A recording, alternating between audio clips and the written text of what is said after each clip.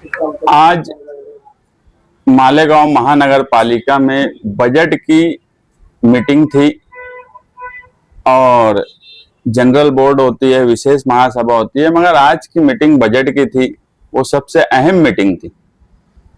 Budget पर पूरे शहर की तरक्की, कामकाज का इन्हिसार होता है और मालेगांव सेकुलर फ्रंट की ये चाहत थी कि बजट पर अच्छी तरीके से चर्चा हो, बरसरे इक्तदार और अपोजिशन दोनों भी मिलकर उस पर बात करें और जिसकी जितनी समझ है उस हिसाब से एक अच्छा बजट तैयार करने की तरफ हम जाना चाहते थे।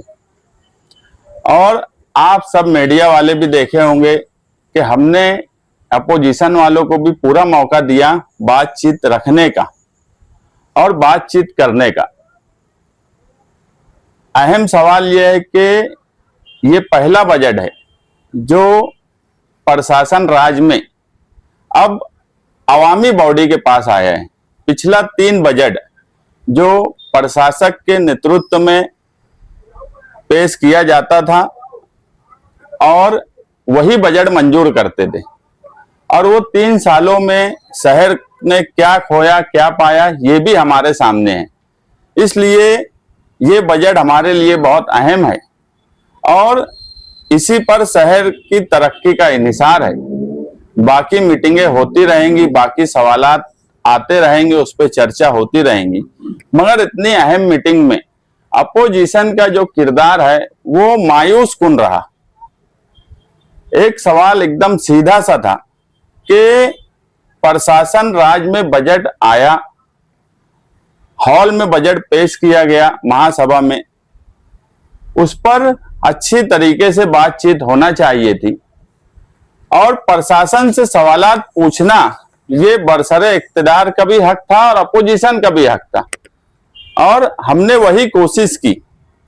जब कमिश्नर साहब ने बजट दिया और बजट पढ़कर उसके कुछ पहलू सुनाए तो उसमें एक अहम बात यह थी कि 132 करोड़ रुपया बैंक से कर्ज लेना, ये कहीं ना कहीं मालेगांव शहरियान के लिए फिक्र की बात थी।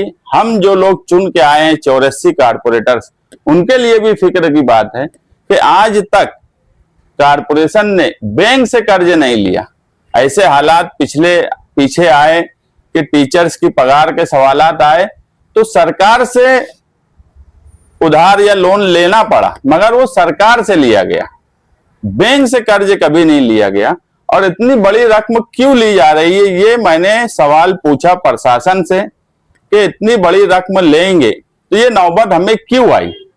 एक बॉडी जाती है, दूसरी बॉडी आती है और इस तरह से एक निजाम चलता है। ये पहली बार था कि प्रशासक राज का एक लंबा वक्त होने के बाद इक्तदार में हम आए और इसमें 132 करोड़ क्यों लेना पड़ रहा है, ये सवाल हमारा था और प्रशासन से था, आयुक्त से था, जो लोग बजट बनाए उनसे था।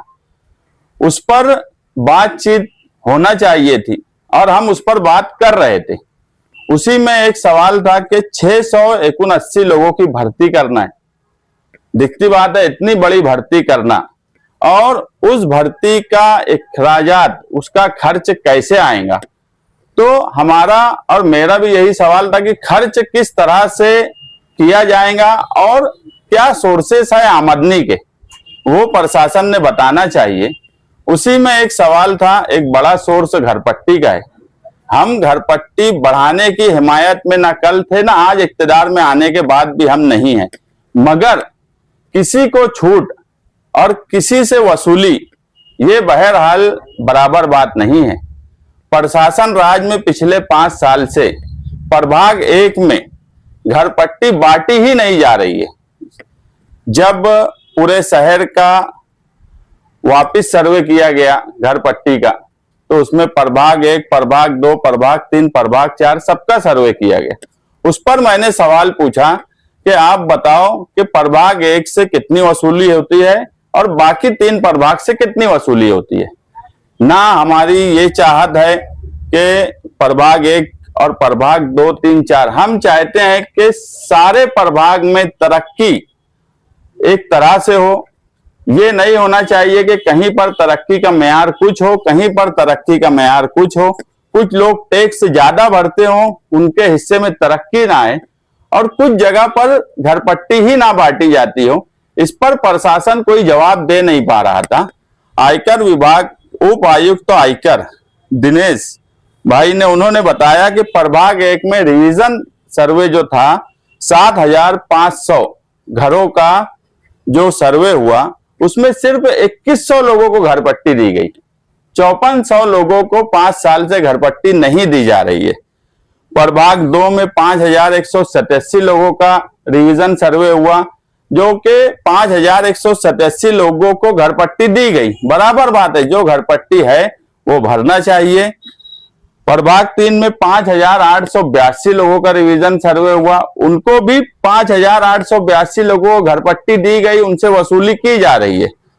इसी तरह प्रभाग 4 जो सबसे बड़ा प्रभाग है, वहां 8168 सर्वे जो नए हुए, उसमें 8168 लोगों को घरपट्टी दी गई। मगर प्रभाग 1 में क्यों नहीं दी गई, ये सवाल बिल्कुल पूछने वाला सवाल था कि उनसे वसूली क्यों नहीं की जा रही है। और 5 साल में अगर प्रशासक राज में ये सब चीजें चल रही थी, तो मौजूदा एमएलए की अपनी कुछ जिम्मेदारी थी कि नहीं थी कि उनके हलके से घरपट्टी बराबर वसूली हो रही है और दूसरे हलके से घरपट्टी वसूली ही नहीं की जा रही है। वसूली तो जाने दीजिए, वहां घरपट्टी बांटी ही नहीं जा रही है। जब घरपट्टी दी नहीं जाएंगी तो कोई घरपट्टी क्यों भरेगा? तो सोर्सेस कैसे बढ़ेंगे? नए सोर्सेस पे बात करने की बात थी। उस पर एमआईएम के गठनेता अब्दुल मालिक ने प्रशासन से पूछे गए सवाल पर उनको प्रभाग 1 से जो भी मोहब्बत होंगी, मैंने उनसे ये कहा कि वहां घरपट्टी नहीं बांटी जा रही है।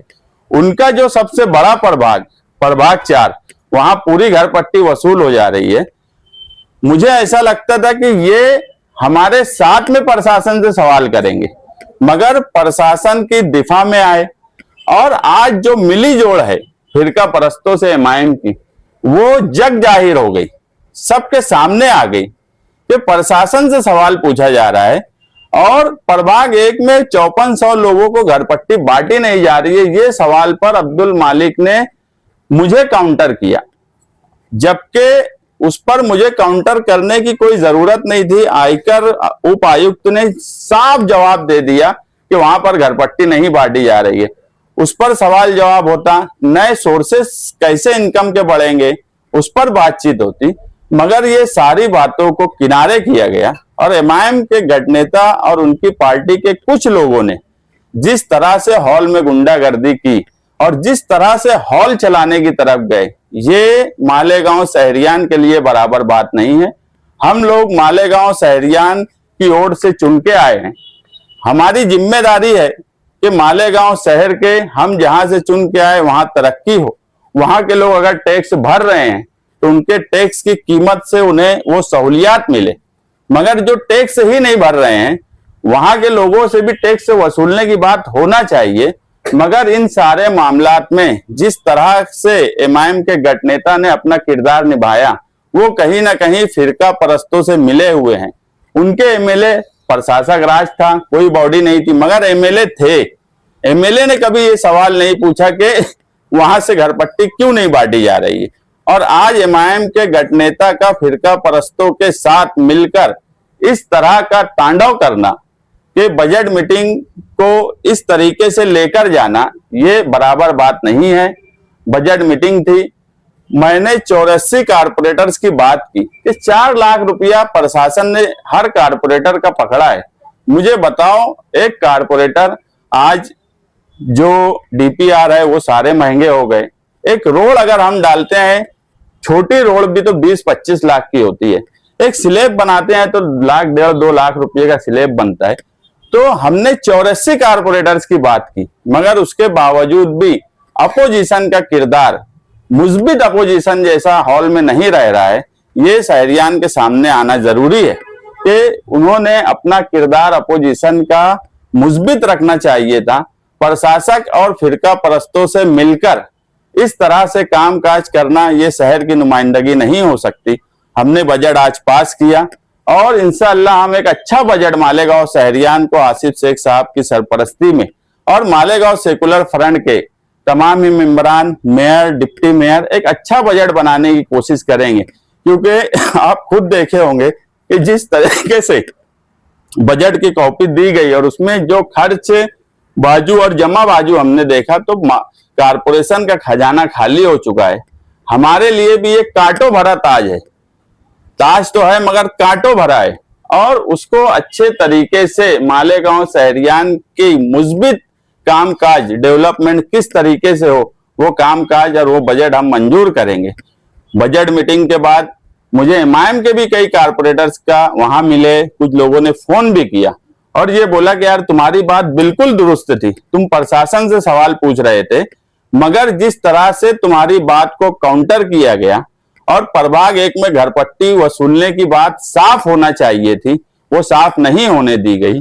मैंने ये सवाल भी उठाया कि 550 लोग मानधन पे कारपोरेशन ने लगाए हैं प्रशासक राज में, वो 550 लोग कहाँ काम कर रहे हैं, ये भी सवाल महासभा में पूछने की बात थी। प्रशासन उस पर जवाब देता था तो हमें समझ में आता कि किस प्रभाग में कितने लोग लगे हैं।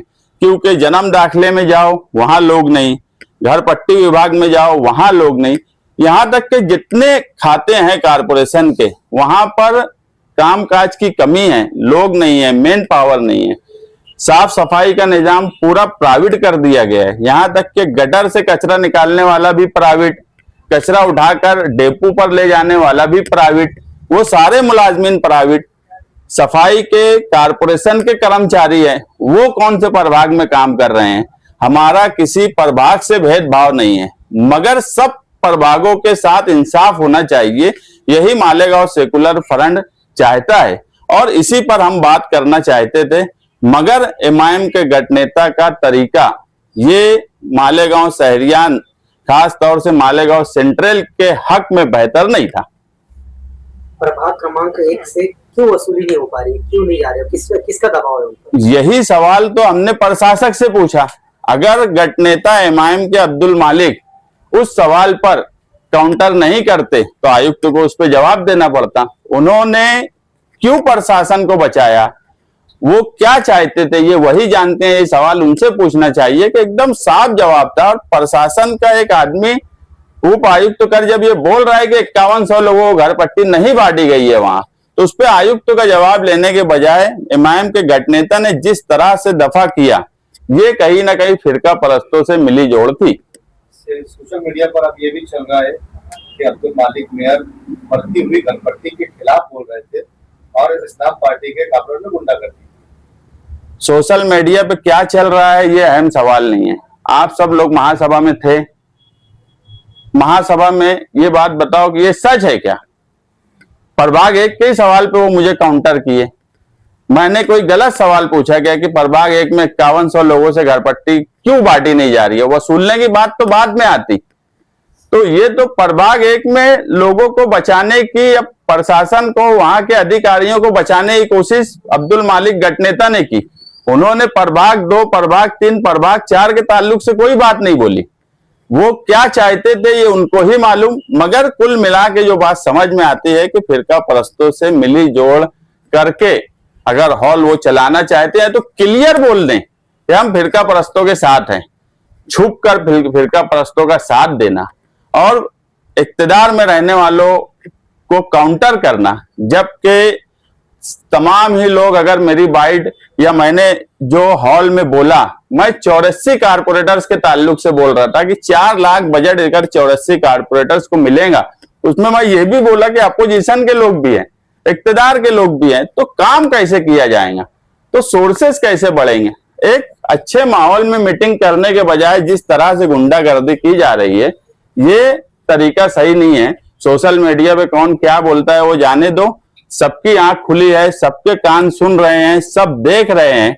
आप सारी मीडिया वहां मौजूद थी कि किस सवाल पे अब्दुल मालिक ने काउंटर किया। सोशल मीडिया पे आप दोनों पे तनकीद दे रहे, आप पे इस्लाम पार्टी पे भी तनकीद दे रहे कि इस तरह से अगर चले तो तरक्की शहर की कैसे, शहर के मसाइल पे गुफ्तगू कब हो।